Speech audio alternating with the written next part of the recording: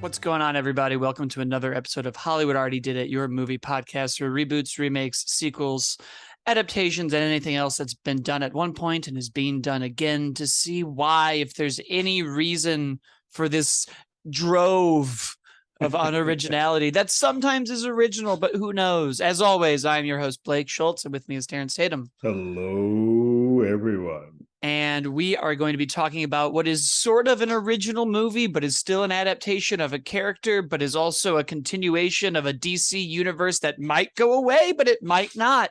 It's a fun time at Warner Brothers. Who knows what will exist and what won't. Black Adam, a movie The Rock was cast in I believe 2007. 15 years. So we've been at this for a minute, but it's here now, and you can tell that it was maybe even written 15 years ago because I've seen every play in this book. I've seen every single thing going on, but let's get into it. What did you think of the movie? Oh, Black Adam. We have to, I think you and I should preface this a little bit in that we were at a theater in LA where the movie was introduced by Black Adam himself. And so we had a bit of an excitement going into the film. Oh, I mean, the audience would have. Yes, people were cheering and screaming, and we were all very excited to see The Rock. And he talked to people, and he told stories, and he gave people hugs, and it was a time. If you smell what The Rock, it was great. Yeah, that was an incredible experience that I'm very happy to have. Like, I was upset because we've now been to that theater twice when a celebrity's dropped in. And when it was Daniel Craig for No Time to Die, Daniel Craig was just like, here's the movie. IMAXs are fun. See ya. And there weren't commercials. And Warner Brothers had the gall to peddle their upcoming wares and then still bring The Rock out, and then still do the Nicole Kidman. And then I was like, we're going to be here till 1:30 because Warner Brothers is like, don't you want to see The Conjuring 8? And it's like, get the out of my face. We can see The Rock in the wings. They played every single trailer. Oh my God. You would have thought there was a board of directors meeting happening behind us. I was so mad. The audacity. Yeah, it was a lot before that. We basically had like a good 30 minutes before the movie actually began. But that being said, the film started, and the excitement kind of waned a bit for me. I did not have that same roller coaster high that I was on when I came in because of the announcement. But it's fun. It knows what it is. It's a very much a check your mind at the door. I don't have a script. We're just going to watch people punch, kick for about a good hour. I don't think maybe an hour 40. I don't know how long the film was, but it goes by quick. You don't really check your watch. You're just like, oh, none of this has any weight, merit, and there's not telling me too much of a story. We're just like, let's just watch people beat the crap out of each other. Much in the way of like Godzilla versus Kong or like the Clash of the Titan movies where it's like, oh, this is a summer experience film, no script. And when you leave the theater, you're like, that was fun. And then a day later, you're like, I don't remember a thing about that film. No, you said the beginning, and I already was like, how does it start? He's just the past. That's right, the past. Which I think is indicative of the rest of the movie. Because I also had a good time. Part of it was the high of The Rock. Part of it was just the fact that, like, I don't know if there's just if we had a lot of Snyderverse people behind us, that audience was there for the movie. And I was like, do we have a lot of quiet Black Adam fans that I'm unaware of? Or like, what's going on here? But look, I mean, on paper, this movie sounds awesome. The Justice Society is here. Pierce Brosnan is playing Dr. Fate. Black Adam is showing up. Kahndaq. We're getting into some parts of the DC universe that I really like and appreciate. And I think part of where it struggled is that almost from the jump, when we get to Kahndaq, they're flying these like cyber bikes that just looked like they were copy and pasted out of Black Panther. And a part of me was like, I get it. City we don't know about, city that needs protecting. Kahndaq is not Wakanda. It's to the best of my knowledge, it's never been a technological marvel. There's no hidden tech. There's no hidden mineral that they Yeah. have there. Yeah. So then they almost give it this like watered down Blade Runner vibe, where then we immediately are thrust into the streets of the city and meet a kid and his mom, and they're being checked by cops. And, oh, anything with wheels is a vehicle, and you're on a skateboard, so I need to stop you. Yeah. And right away, I was like, oh, God, is this going to be a movie that just has like dumb dialogue like this that's trying to make what should be a very interesting point, but just like kind of miss? And that's, I think, how the entire movie was, because every time they had me, we would go to another scene. I was like, well, what are we doing here? Why is this? Why are we playing this song now? What is motivate? Why is Kanye West Power playing and it's no action on the camera? Simply because we have the word stronger in it. We're going to just keep rotating that. That's the only reason this would play here. And so I'm like, okay, fine. You got a little Black Panther. You got a little Guardians of the Galaxy. We then, to show that it's connected, throw in Amanda Waller. But instead of getting us a new Suicide Squad, she's talking to Hawkman, a character we haven't met yet at all in this universe. So you're immediately like, why does she have a relationship with him? That's what I was thinking the entire time. Considering we've seen Amanda and Harcourt from Peacemaker, we've seen them both multiple times, and they just know them, and we as an audience are supposed to just accept Hawkman, Dr. Fate, and the entire JSA without really any knowledge. And I'm okay with that sometimes. I'm like, all right, fine, cool. You just want to drop us in media res and we're ready to go. It's a hard thing here when there's no script. Then I'm like, now I'm harping on everything. Now I'm harping like, why don't I know more about these guys? What are we doing here? And they would take moments to breathe, but it wouldn't last because we go right back into punch, punch, kick. Yeah, and it was never, the moments that we took time to breathe never were about character. They were usually dealing with theme, which I don't hate, but I'm also like, I gotta do both. Because we go through this, like, the Justice Society has existed. Dr. Fate's here. He's done Hawkman for however many years. And then we have two new characters, Atom Smasher and Cyclone. And we very quickly are like, there was a previous Atom Smasher and he's got this vintage suit. And Cyclone's the brand new person who's super intelligent and da-da-da-da-da. And I was like, okay, but like, give me at least a small scene of the original JSA that you're telling me exists, and why Hawkman now needs to recruit and is also able to recruit so quickly. And specifically these two, because he knows what he's going up against. And in my brain, halfway during the movie, I kept thinking, I'm like, of all the people, maybe Atom Smasher a little bit because he does get large. Why is Cyclone here? Like I kept sitting there like, why would that be the person you put on this team? And nothing that happened in this film gave me anything, not even an inch of anything that let me know, like, they put this team together. Because they put her in the moment with the crown, if I'm getting ahead of myself, where she's like, well, maybe we're reading it wrong. And I was like, oh, she's supposed to be the smart Batman-esque Tony Stark, but we haven't needed this at all. And even when we go back for Black Adam to explain where his powers are, and we're using Egyptian god names instead of Greek god names, and I was like, they're not even taking a moment to be like, this wizard Shazam dips his toe in all these mythologies. We're just like, here, we're just going to say some new names instead of, Zeus and Hercules and all these people that we spend all this time building in Shazam. Yeah. Here, it's the speed of Shayu, and like, it's not Shayu, it's something else. But I was like, okay, like, just give me a little bit more, because then I felt like that was indicative of that character. Because my favorite thing that I could think of that also was like, all right, great, play me the hits, was this kid meets Black Adam, who's meant to be Kahndaq's savior. He gets all excited, and Black Adam shows up, this isn't my home. My home no longer exists. Another interesting thread that we never come back to.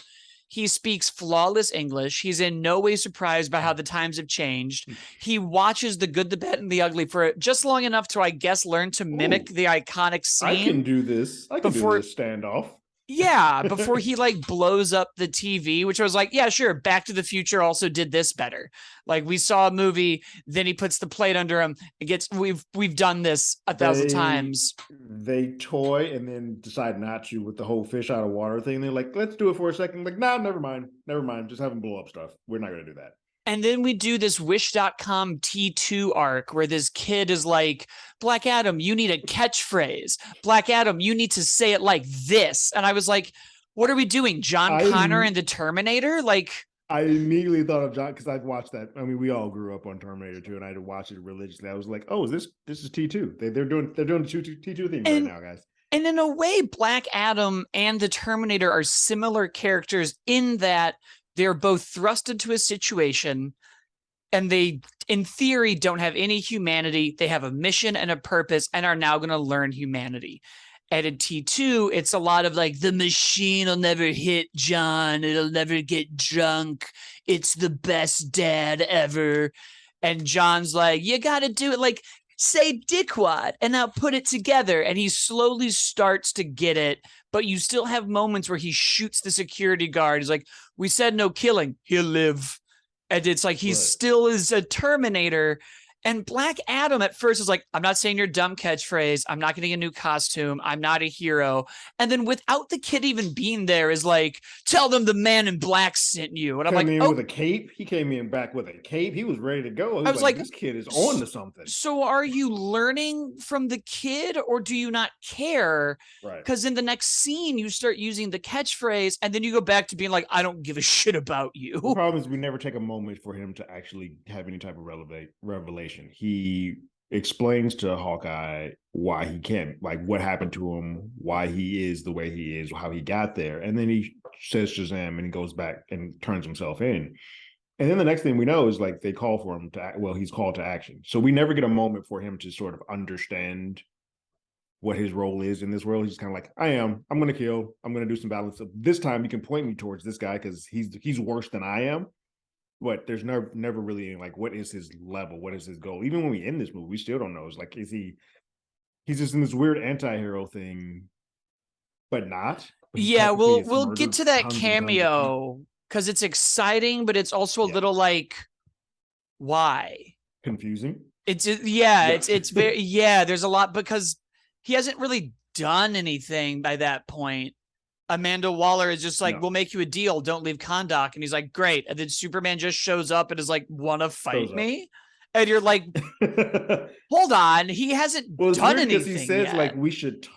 It's weird because he says we should talk, but I don't know about what. Like, he has done nothing to get on your radar yet. So I don't know why you would want to have a combo other than like, is Amanda now in conversation? Well, part of this because we haven't had another Superman, but is Amanda in conversation with you saying, hey, you need to keep an eye on this area all the time because there's this guy who's as powerful or maybe more powerful than you. Superman's, let me just stop down and take a look. Right. I feel no one really thought this through enough. They're kind of just like, Dwayne's really fun friends with Henry. Let's get Superman on screen. All the fans have been wanting him back. All of a sudden, it's also a way to sort of piss on WB, who's actively not been putting something. Now everybody's clamoring for it. Like, now you're kind of stuck between a rock and a hard place. We might start doing the Superman movie now. Yeah, it's a very interesting moment. And even I was like, yeah, he's back in the suit. He's got the curl in his hair. This is great. The curl. It's the true blue. Yeah. The true blue Superman suit. I was like, oh, that's pretty awesome. And then a part of me, though, was like, but then.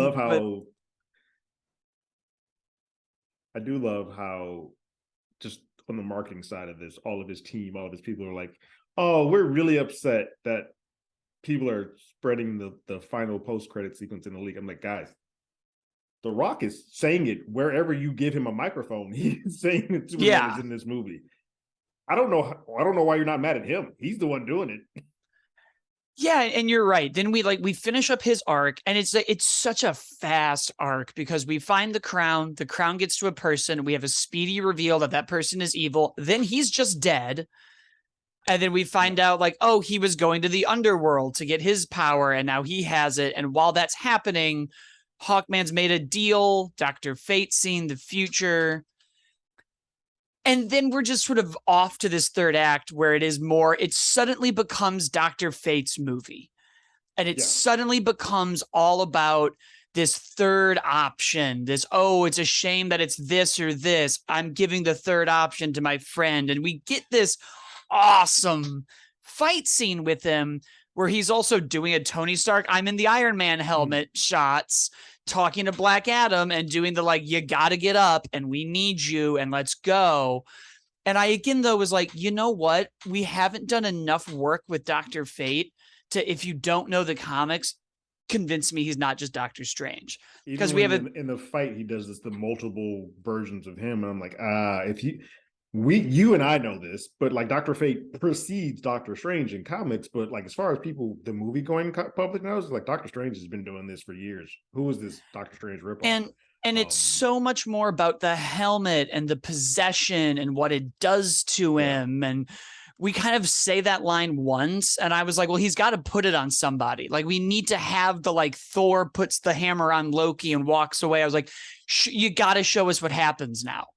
I thought he was going to pop it on the demon, and that was going to be the, like, final play. I think script-wise, they unfortunately backed themselves into a corner, because the majority of the first 2 acts of this film is literally this Hawkman chasing Black Adam. He never lets down. They just fight nonstop. And so at some point, kind of like, hey, to get to the final act, we got to put Black Adam on ice for a bit. Like, we have to sit him down. We have to depower him for him. And the reasons they put him there don't quite make sense. Like, putting him into this underground water sequence, I was sitting there the whole time. I was like, this isn't the end of the film. Like, this is no way. We're not there yet.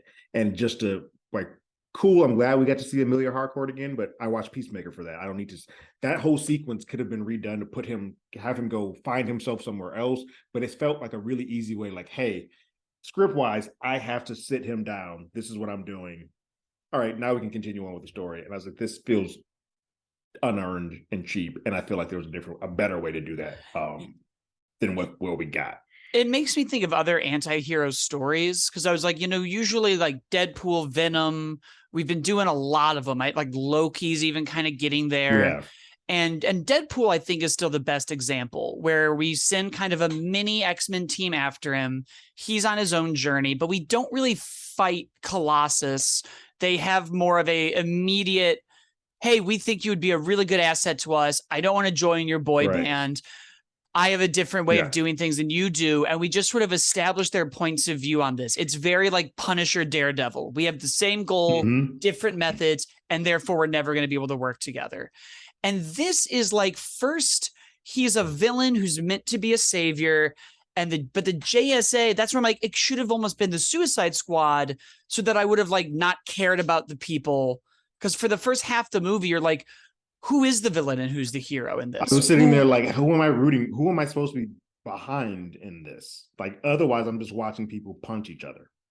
Because they do a lot, and we'll get into why the movie is relevant now in a minute, but they do so much interesting, like, see, to them, he's a savior, and we've been oppressed, and the JSA doesn't come here, and the JLA doesn't come here, and like, this is who we have, and like, that's how we're going to do it. And I was like, great. So this needs, story. Right. This should be way more like, fuck colonialism. Right. This guy's going to do it. I love that that's not your kid. It's not your country. It's not your choice moment. I was like, why aren't we playing in this world more? Because then that's we just the sweet spot. Then we just swing back to Hawkman being like, I'm going to take you in. And I know you're not. And I'm like, well, now we're not even, now we're just repeating ourselves. He says you and me in the ship to Atom Smasher like 3 times. I never see them in the ship together. So that's my problem, I think, I have with this film. The first time the Hawkman and Black Adam fight, I'm like, cool. It then happens 2 more times that I'm just like, all right, guys, we get it. They're the yin and yang of each other. This is going to happen all the time. Can we get to a different story? And the story is correct. The actual heart, the crux of this is saying, hey, this small town has felt like ignored. No one's paid attention to them. This is the first time you as the JSA have ever shown up here. This guy has done more for us in the last 5 minutes than you have in the entire time that we've ever existed.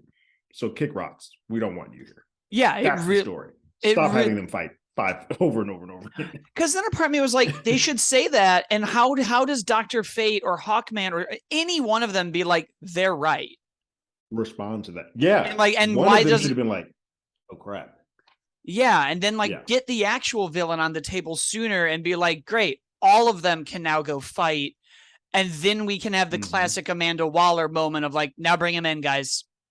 We got him to stop the bad guy. Now bring him in. And then you have your regular and then you have conflict a fight because they don't have bombs in the back of their head. So unlike the Starro scene in the Suicide Squad where she's about to pop them, Hawkman can just she can just be like, fuck off. Deuces.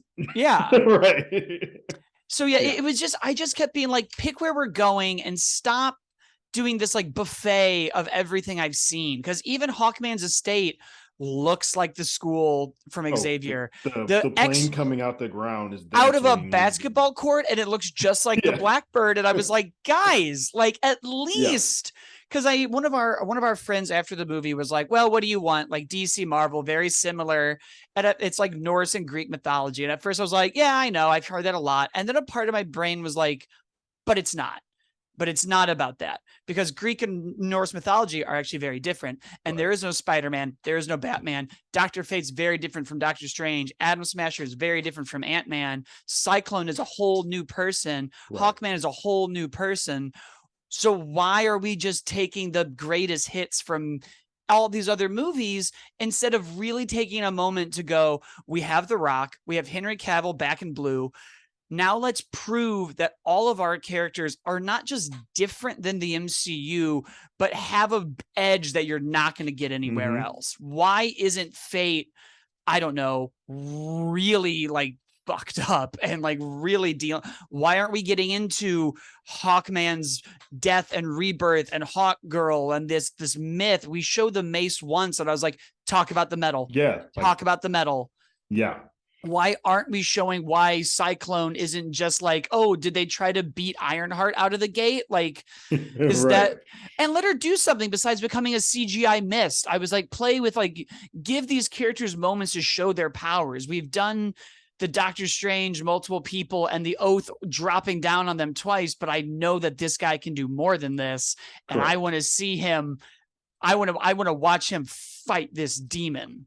It's funny for me that the second I knew that, I was like, okay, this is going to be action filled, but I don't know if this action is always going to work for me. The second that they did the Days of Future Past slow-mo and him just moving stuff, I was like, oh, this might not be for me. Like, I think I've seen all of this action and I was like, this is fun. Cool. I'm going to see Rock throw stuff and blow up stuff, but none of this is new, nor is it doing anything inventive enough with the old style technology where I'm like, oh, that's a different way to look at that. That's a different, like, it's all the same hat. Yeah. And, we've been in this long enough. Unfortunately, maybe, yes, because like you said at the beginning, he's been doing this waiting for this for 15 years, but we've been doing this for a while now. You gotta, what are you doing new to wow us? And it's where I'm going to quote a friend who's been on the show, Adam Hlavik, who just put on Twitter about people being like, you know, whenever the audience likes and the critics don't, it's a lot of like, it's a fun movie. Just sit down and turn your brain off. And he's like, but this almost embodies Scorsese's point of like, what are we doing here? And the reality is that it should be a fun movie. It can also be a challenging one. And there is nothing wrong with looking at it and going, are we adding anything to the genre? Are we doing anything new? Or did we really just make a giant movie to just kill 2 hours of your day? Right. And there's nothing wrong with that. By all means, go and like do that and live your life. But like, don't get mad when someone's like, yeah, it's not that great of a movie because like it wasn't that great of a movie. Top 40 music is great, but sometimes I want something with some meat on the bones. If I use the word mindless, that doesn't, like, people take that as like, oh my God, was like, it is mindless fun. You're not going to think about this. This doesn't involve you to like think it any bit, but like, that's not necessarily a negative thing. Like Fast and the Furious, I'm there every time those movies come out. They're mindless fun, but I'm there.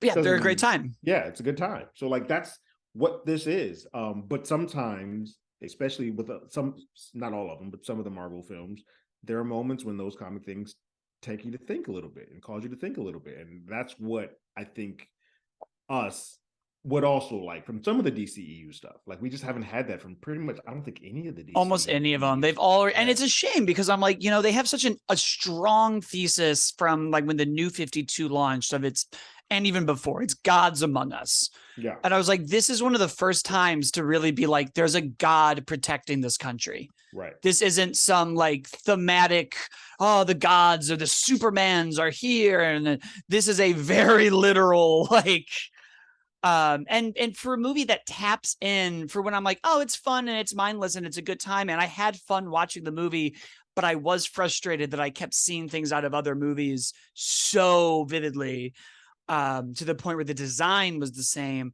But another part of me was like, but you're so close to being a deep movie. They're We're right talking there. about slavery and colonialism and nationalism and individualism and what is right versus wrong for different people in different situations.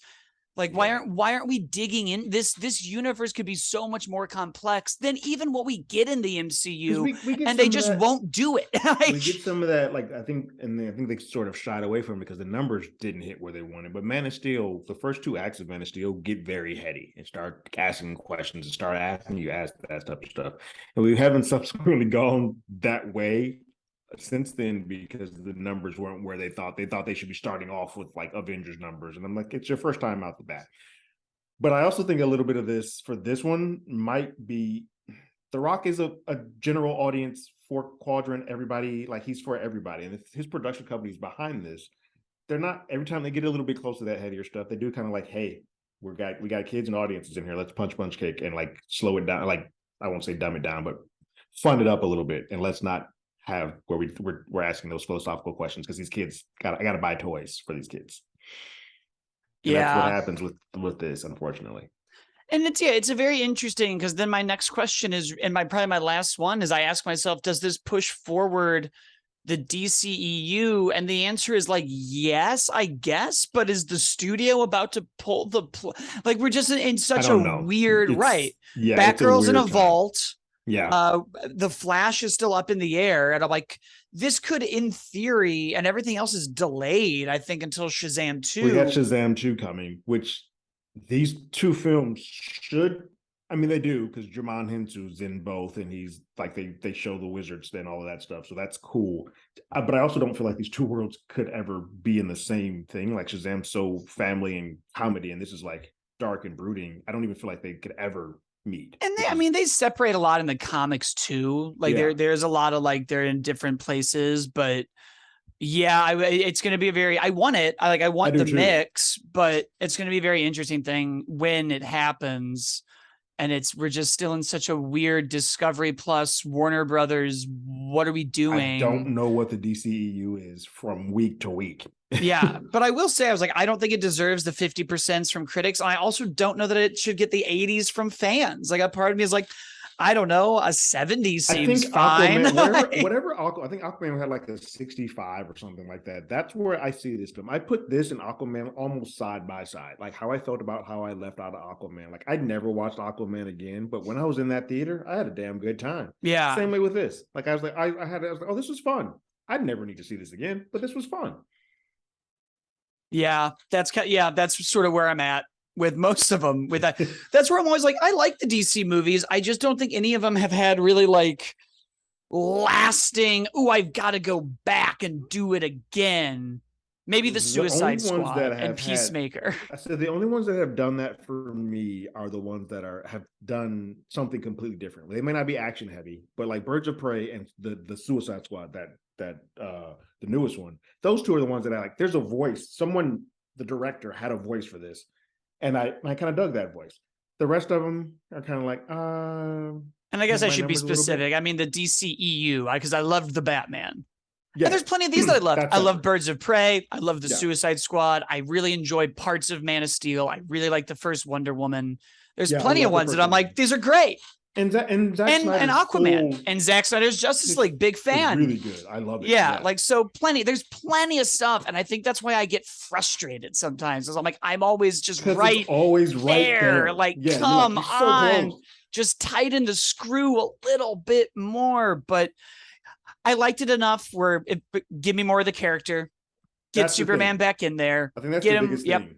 It's like I walked out of this like, even if I'm not screaming from the rooftops about this movie. I want them to have another bat. Like I want them to do this. And I think DC and WB gets in a real weird spot where if the numbers aren't like gangbusters or doing like those Marvel numbers, they're like, cool, scrap the whole thing. No, let stuff build, let stuff breathe.